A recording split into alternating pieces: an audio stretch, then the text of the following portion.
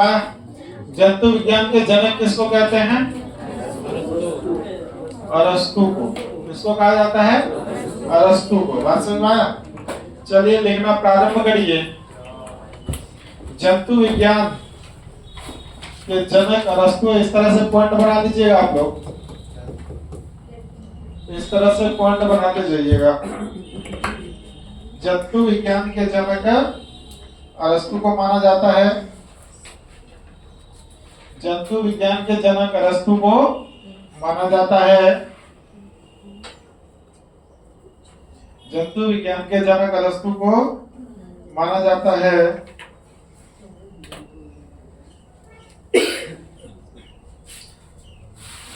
मानव का वैज्ञानिक नाम होमोसेपियंस है। नेक्स्ट पॉइंट, मानव का वैज्ञानिक नाम होमोसेपियंस है। होमोसेपियंस।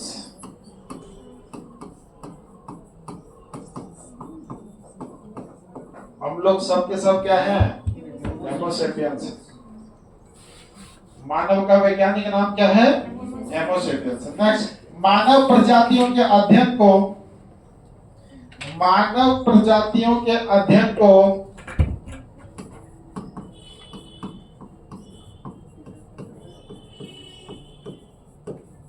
एंथ्रोपोलॉजी कहते हैं। मानव विज्ञान के अध्ययन को एंथ्रोपोलॉजी कहते हैं। मानव विज्ञान के अध्ययन को एंथ्रोपोलॉजी कहते हैं।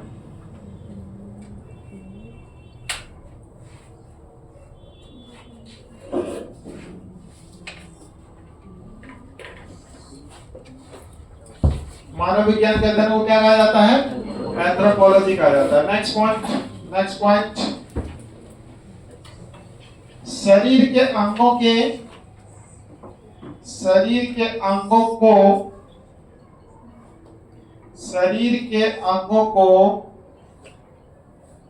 क्रियाओं के आधार पर, क्रियाओं के आधार पर अलग अलग भाग में बांटा गया है। अलग अलग भाग में बांटा गया है।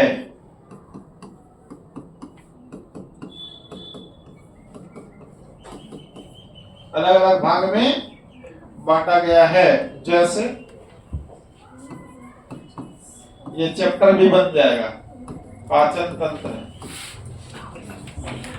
बात समझ में आया? सबके सब क्या है? अलग अलग चैप्टर है। पाचन तंत्र, श्वसन तंत्र, उत्सर्जन तंत्र,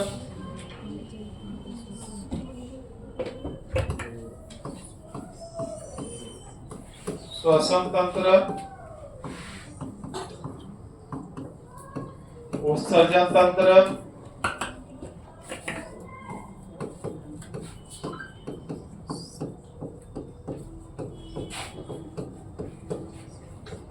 रक्त परिसंचरण तंत्र,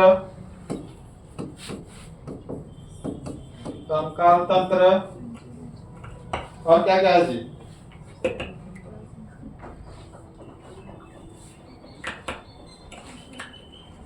देखिए,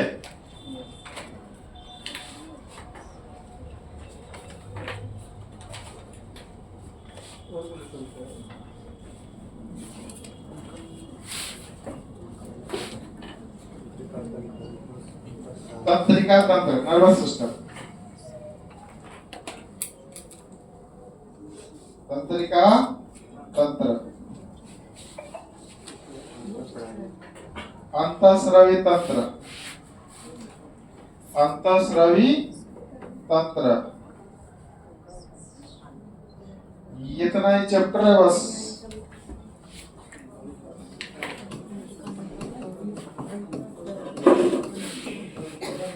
और अंतःस्रावी तंत्र अंदर ही अंदर हार्मोन्स रिलीज करता है, उसको क्या कहते हैं?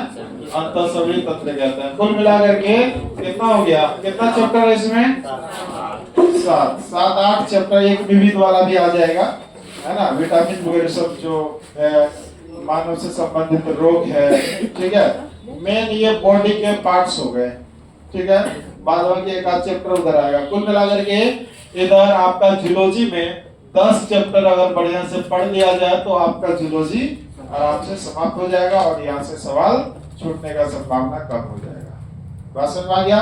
जंतु विज्ञान आपका स्टार्ट हो चुका है और इससे पहले हम लोग पादप विज्ञान पढ़े थे। पादप विज्ञान का लगभग पार्ट को कवर कर दिए थे। ठीक है, चलिए तब स्टार्ट करते हैं। सबसे पहला हेडलाइन आएगा पाचन तंत्र, डाइजेस्टिव सिस्टम।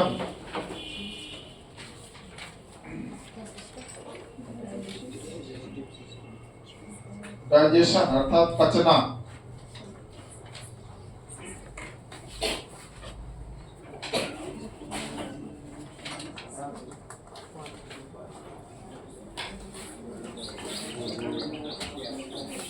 डाइजेस्टिव सिस्टम लिखे,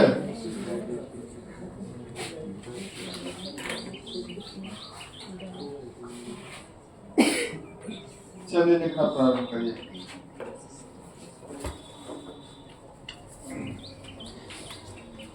डाइजेस्टिव सिस्टम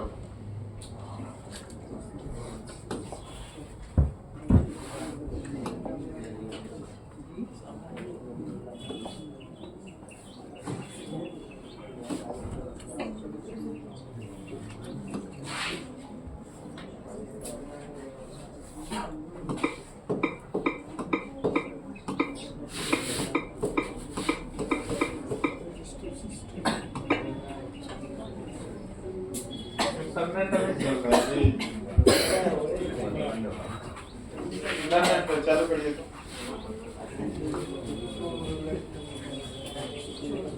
वाका फ्री है, पता है नहीं?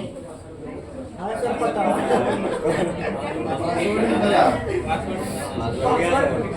हमारा ही नाम है।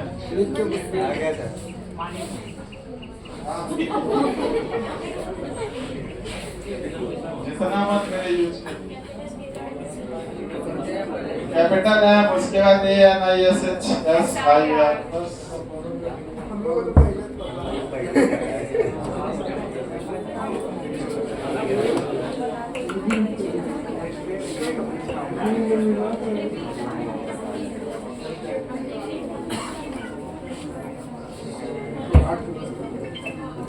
दिखाई दे रहा है क्या भाई?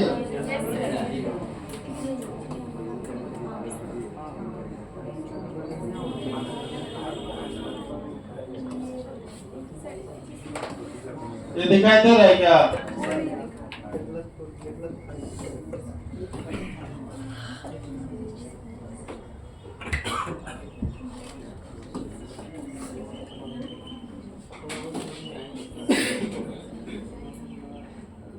ये दिखाई दे रहा है?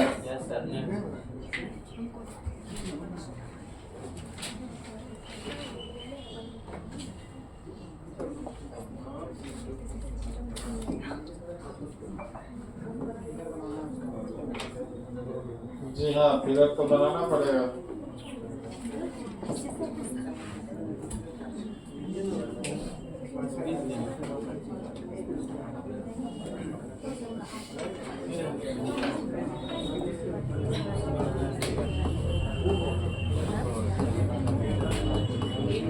ये ना पहला चैप्टर, ठीक है?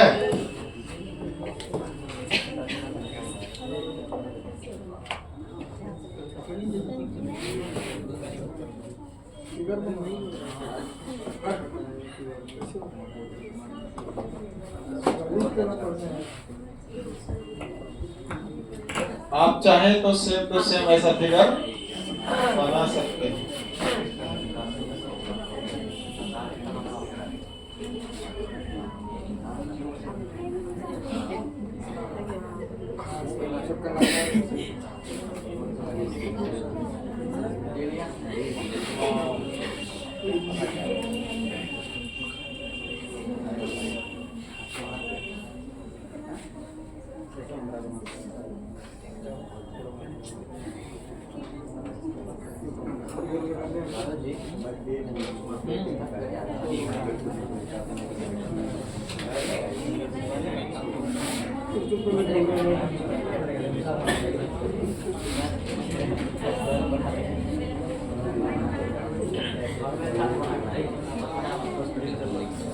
बनाइए फिगर, खाली हमको देख रहे हैं। हाँ, सब्जी कैसे बनाते हैं?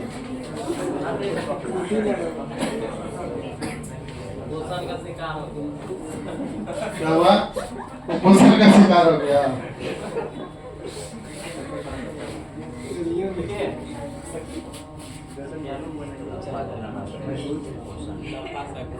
इसका मोटा हो गया।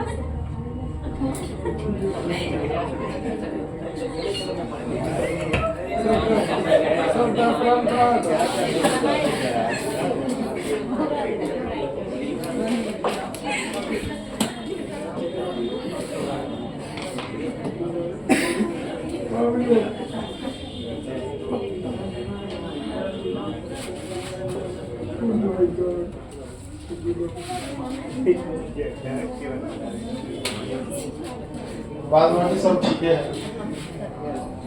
चलो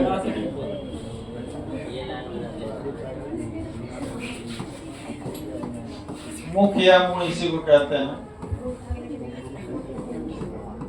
ग्रसनी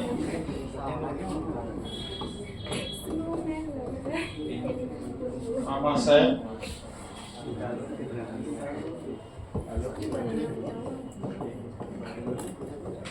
बढ़िया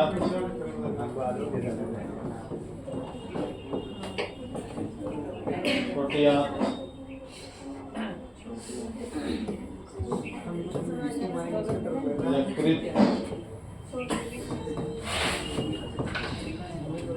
पित्ताशय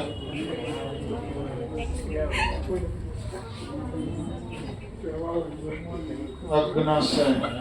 अरे मैं अभी को बैठा हूँ। बस मेन चीज इतना ही है। बाद में क्या बोलते हैं? सारा कॉपी भूल जा रहा है। बनाइए बनाइए बनाइएगा तो ज्यादा सीखिएगा। सीधी सी बात है। वैसे सीधा सीधा लिखा भी सकते थे बिना दिखाए, है ना। आप यहाँ बना सकते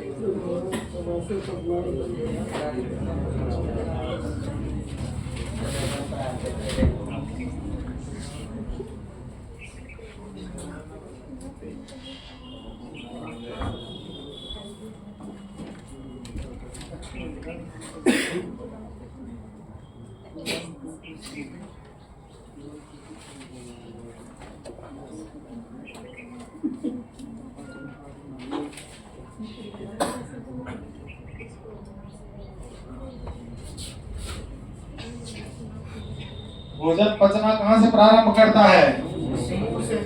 मुंह से स्टार्ट होता है। यहाँ से चबाना जैसे प्रारंभ करते हैं भोजन पचना प्रारंभ हो जाता है और यहाँ से लार एंजाइम के थ्रू लार निकलता है, भोजन में मिक्स होता है। हाँ, चबाने के साथ साथ यहाँ पर 3 जोड़ा लार एंजाइम पाया जाता है जिसको लार ग्रंथि कहते हैं। लार ग्रंथि मानव के मुंह में कितना जोड़ा लार ग्रंथि? 3 जोड़ा लार ग्रंथि पाया जाता है जहां से लार निकलता है भोजन के साथ साथ, ताकि उसको हम आसानी से गिल सके। नहीं तो ठोटे में लसक जाएगा, फड़फड़ा के मर जाएगा। हाँ तो क्या पता चलता होगा कभी कभी ठोटा में लसक गया तो पानी के लिए चिल्लाते हो कि जल्दी पानी ला, मर लियो भी। समझे? तो अगर ठोटा में लसक गया तो गया काम। बात समझ में आया ना?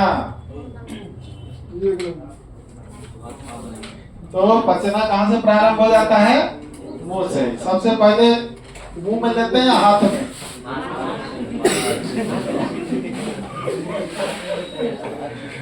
ठीक है, हाथ से हम लोग उठाते हैं भोजन को और डालते हैं मुंह में, और मुंह में चबाना प्रारंभ करते हैं। चबाना जैसे प्रारंभ करते हैं तो यहाँ से हमारा क्या निकलता है? लार निकलता है और भोजन को क्या करता है? मिक्स करता है, मोलायम करता है। और उस भोजन ये लार में कुछ ऐसे एंजाइम पाए जाते हैं, माना कि कुछ आप विषैले पदार्थ को खा रहे हैं जो थोड़ा बहुत विषैला, ऐसा नहीं जहरे खा लेंगे, ठीक है। तो थोड़ा बहुत जो विषैले पदार्थ है वो जो एंजाइम निकलता है उसके कारण वो मर जाता है। बस उसके कारण क्या होता है? मर जाता है। उसके बाद फिर कहाँ चला जाता है? भोजन ग्रसनी के माध्यम से आमाशय में चला जाता है। आमाशय में जाने के बाद ठीक है, उसके बाद इधर से ट्रांसफर होता है जहाँ पर जुड़ा हुआ रहता है यकृत, किडनी। आमाशय में काफी समय तक भोजन रहता है। इसमें आपका HCl अम्ल भरा हुआ रहता है। कौन सा? HCl अम्ल भरा हुआ रहता है। अब अम्ल में अगर डुबा के किसी भी चीज को रखेंगे तो धीरे धीरे क्या हो जाएगा? गलना प्रारंभ हो जाएगा। अम्ल नहीं समझते हैं? सबसे ज्यादा प्रबल अम्ल कौन सा है? H2SO4 अम्लराज कहलाता है। अम्लों का राजा H2SO4। अगर इसमें सोना को डाल देना, सोना भी गल जाएगा। सोना का सफाई कैसे होता है पता है? उसी में डाल के जितना देर तक रखेगा उतना ज्यादा सोना गल जाएगा उसमें। अब पूरा छोड़ देगा तो पूरा सोने गल जाएगा। लोहा डाल दीजिएगा, लोहा गला देगा। तो ये भी तो एक प्रकार का क्या है? अम्ल है। HCl भी क्या है? अम्ल है। अब ये उतना ज्यादा तेज नहीं होता है, परंतु हमारे पेट में जब HCl में जाता अम्ल है तो यहाँ पर भोजन गलना प्रारंभ हो जाता है। इसी वाह जी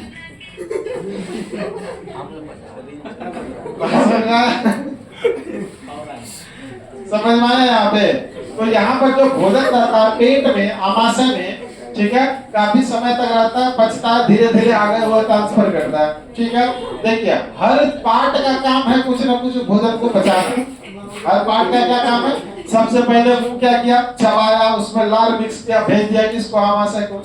आमाशय में पच गया, उसके बाद फिर किधर हो रहा है ट्रांसफर? आगे। आगे यकृत में जाता नहीं है, वो उसको पाचन में मदद करता है। ठीक है, मान के चलिए कोई विषैला पदार्थ आप खाते हैं तो लीवर उसको पाचन करता है। यकृत को ही लीवर बोलते हैं। क्या बोलते हैं? लीवर बोलते हैं। लीवर और किडनी अलग अलग है।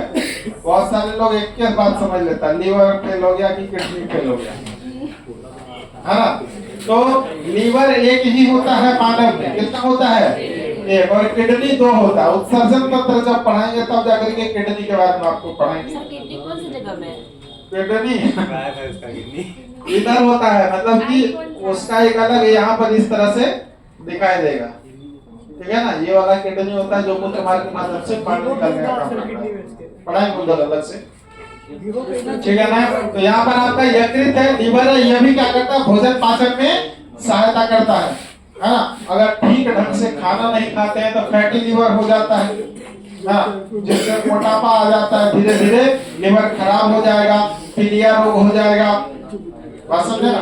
तो लीवर का बहुत ही महत्वपूर्ण रोल है हमारे शरीर में। लीवर एक है बस, और पूरे मानव शरीर का सबसे बड़ा ग्रंथि यकृत ही है, लीवर ही है। और जब हम शराब पीते हैं तो लीवर ही पाचन करता है। शराब पीने से किडनी खराब होता है कि लीवर?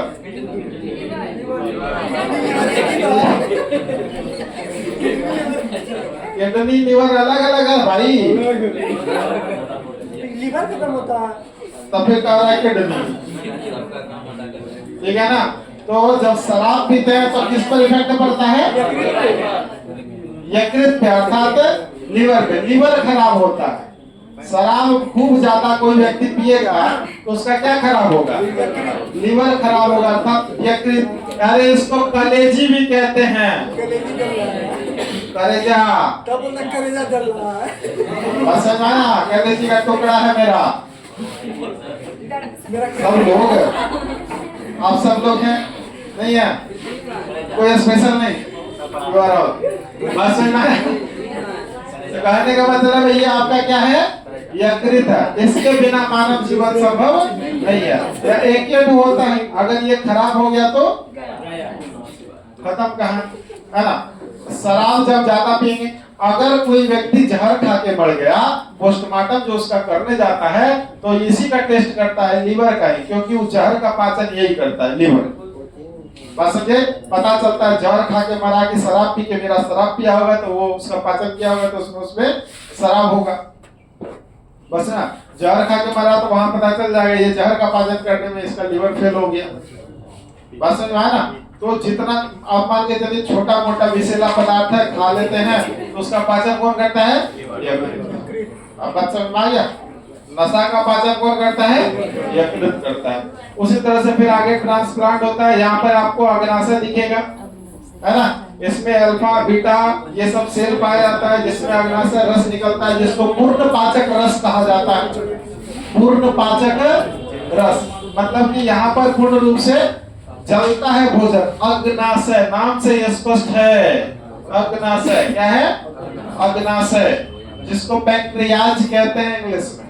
क्या कहते हैं? पैंक्रियाज। यहाँ से भी बहुत सारा अम्ल निकलता है, ठीक है? यहाँ से आपका इंसुलिन निकलता है।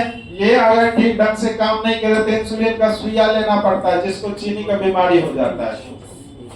बस में बात। इसीलिए खाना खाने के तुरंत बाद पानी नहीं पीना चाहिए, कम से कम 10 मिनट 15 मिनट आधा घंटा के बाद पीना चाहिए। बस में आया, क्योंकि वो अग्नाशय में तपता है, जलता है, पूर्ण पाचक रस वहां से निकलने देना चाहिए, ठीक है? अगर डायरेक्ट पानी पी लेते हैं तो आकर यहाँ करके भोजन पचता नहीं, वो सड़ने लगता है। बस में आया, अर्थात ये ठीक ढंग से काम नहीं करता है। समय आने के बाद 30 35 40 साल आने के बाद ये पूर्ण रूप से खराब हो जाता है और बॉडी में चीनी का बीमारी हो जाता है। क्या हो जाता है? चीनी की बीमारी। अभी देखते होंगे अक्सर आदमी को जो 40 50 साल के जो है, सब आदमी को चीनी का बीमारी हो गया। काहे? बचपने से वो ठीक ढंग से अपना मेंटेनेंस नहीं किया, खाना खाया, पानी पिया, सूत गया, ना टहला ना कुछ किया। बात सही है ना? खाना खाने के तुरंत बाद पानी बिल्कुल नहीं पीना चाहिए, ताकि पूर्ण पाचक रस को यहाँ से निकलने देना चाहिए, भोजन को पचने देना चाहिए। बात समझ आ गया? उसके बाद छोटी आंत बड़ी आंत होते हुए मलद्वार, ये आपका है। मलद्वार के माध्यम से भोजन बाहर निकल जाता है, ठीक है? ये इसका प्रोसेस है भोजन का। बस इसी के बारे में हम लोग इसको सभी चीज का डिटेल्स प्राप्त करेंगे कि किसमें क्या चीज पाया जाता है, कहाँ पर कितना पचता है, कितना देर भोजन रहता है। बात समझ में आ गया? छोटी आंत लंबाई में ज्यादा होता है, बड़ी आंत मोटाई में ज्यादा होता है, लेकिन उसकी लंबाई कम होता है। बात समझ में? पूर्ण रूप से जल का अवशोषण organ से होता है, उसके बाद फिर मलद्वार से बाहर निकल जाता है। अर्थात हम लोग खाना खाने के माध्यम का पूरा प्रोसेस देख चुके हैं। अब एक एक चीज को हमको पढ़ना पड़ेगा, क्योंकि कंपटीशन एग्जाम में केवल लेक्चर नहीं, आपको सवाल यहाँ से पूछे जाते हैं। बात समझ में आ गया ना? ये समझ में आ गया? ठीक है, पूरा का पूरा।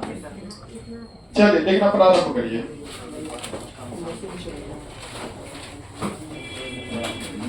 भोजन पाचन की संपूर्ण क्रिया को, भोजन पाचन की संपूर्ण प्रक्रिया को,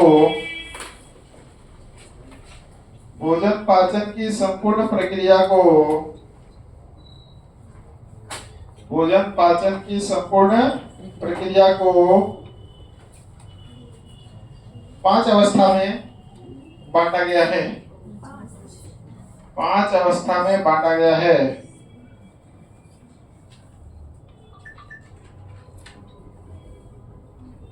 पहला अंतर्ग्रहण, अंतःग्रहण, अंतःग्रहण। दूसरा पाचन, अंतःग्रहण, दूसरा पाचन। तीसरा अवशोषण,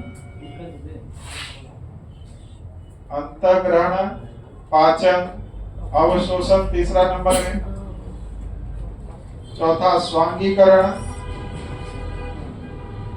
चौथा स्वांगीकरण, अंतःग्रहण, पाचन, अवशोषण, स्वांगीकरण। पांचवा मल त्याग।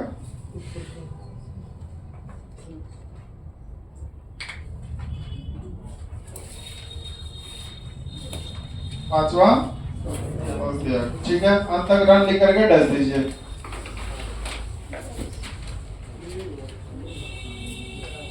अंतःग्रहण लेकर के डस दीजिए। लिखिए, भोजन को मुख गुहा, मुख मतलब मुंह, मुख गुहा में ले जाना अंतःग्रहण कहलाता है। मतलब कि हाथ से उठा करके मुंह में भोजन डालना अंतःग्रहण, मतलब कि हम अपने मुंह के अंदर डाल चुके हैं, ये अंतःग्रहण कहलाता है। अंतःग्रहण समझ में आया? हाथ से उठा करके मुंह में अंदर ले लिए, उसको क्या कहेंगे? अंदर में ग्रहण कर लिए, नहीं मुंह के अंदर। नेक्स्ट दूसरा नंबर पाचन। पाचन, भोजन की पाचन की क्रिया मुंह से प्रारंभ हो जाती है। भोजन की पाचन की क्रिया मुंह से प्रारंभ हो जाती है। भोजन के पाचन की क्रिया मुंह से प्रारंभ हो जाती है। भोजन के पाचन की क्रिया मुंह से प्रारंभ हो जाती है।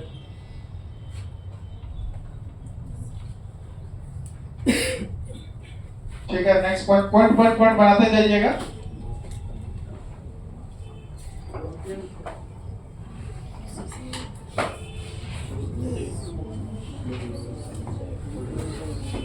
ठीक है, भोजन मुंह पहुंचने के बाद दांतों से चबाया जाता है। पॉइंट बना लीजिए। भोजन मुंह में पहुंचने के बाद दांतों से चबाया जाता है।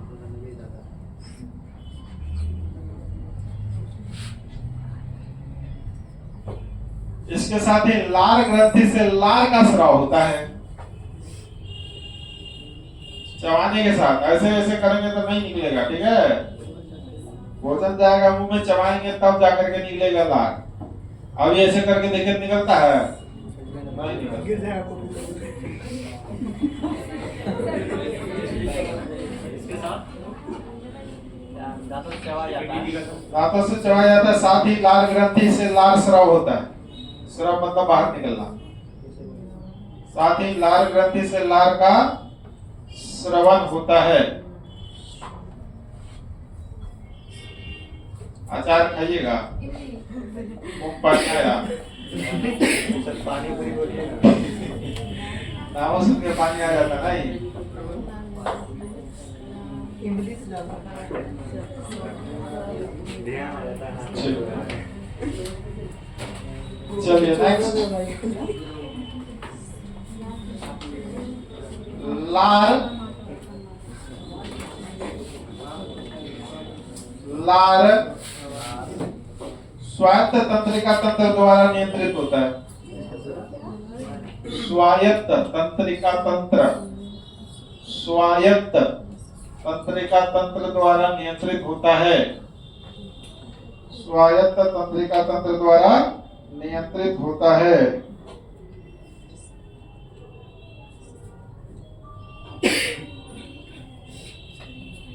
ठीक है, मनुष्य में 3 जोड़ा लार ग्रंथि पाया जाता है। मनुष्य में 3 जोड़ा लार ग्रंथि पाया जाता है। मनुष्य में 3 जोड़ा लार ग्रंथि पाया जाता है।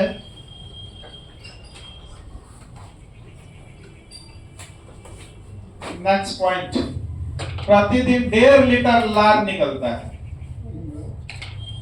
1.5 लीटर सब पी लेते हैं आप लोग। प्रतिदिन 1.5 लीटर लार निकलता है। पता भी नहीं चलता। अभी जब नाम लिए थे तो मुंह पानी आया, कोई फेंके नहीं, सब पी लिए। नेक्स्ट, लार का पीएच मान 6.8 होता है। लार का पीएच मान 6.8 होता है।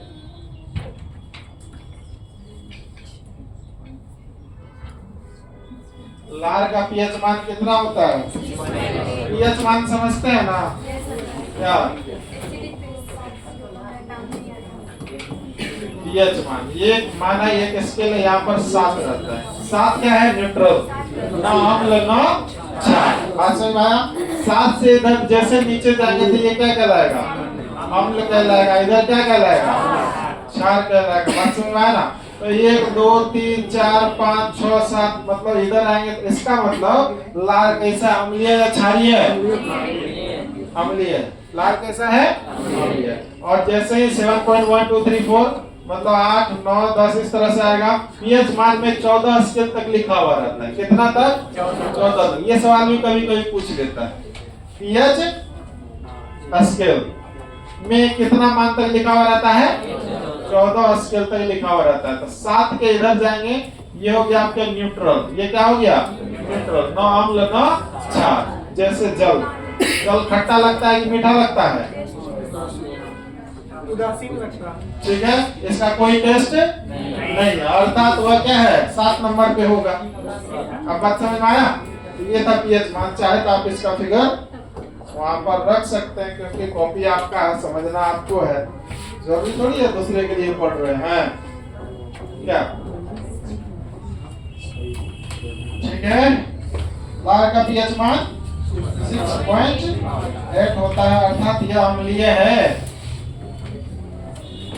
अर्थात यह अम्लीय है।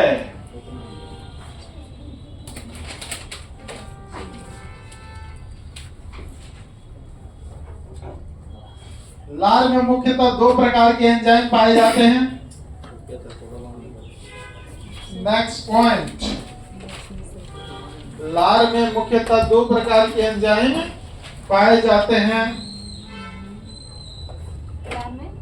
मुख्यतः 2 प्रकार के एंजाइम पाए जाते हैं। लार में मुख्यतः 2 प्रकार के एंजाइम पाए जाते हैं। पहला नंबर में टाइलिन, टाइलिन एंजाइम।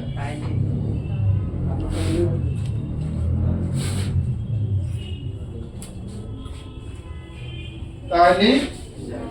दूसरा नंबर में इमाइल, टाइलिन का ही नाम है इमाइलेज। दूसरा है माल्टोज, दूसरा है माल्टोज। दूसरा क्या है? माल्टोज। टाइलिन का अन्य नाम इमाइलेज भी है। टाइलिन को ही क्या कहा जाता है? इमाइलेज। टाइलिन का ही अन्य नाम है इमाइलेज।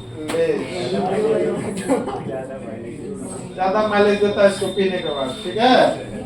नहीं है, मनुष्य में तेल चाहिए ना, ईंधन चाहिए ना गाड़ी को चलने के लिए, उसी तरह से यहाँ आपका ये माइलेज देने का काम करता है। नहीं, लार, ठीक है?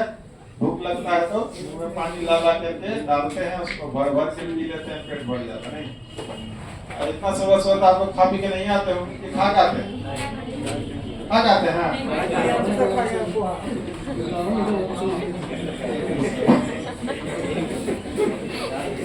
ठीक है, तो पानी से काम चलते रहता है। नहीं, कहने का मतलब है साथ में लाड़ ही जाता है, माइलेज जाते रहता है। तो इसके आगे वाले बातों को हम लोग पढ़ेंगे अगले क्लास में। आज की क्लास में संपन्न करते हैं।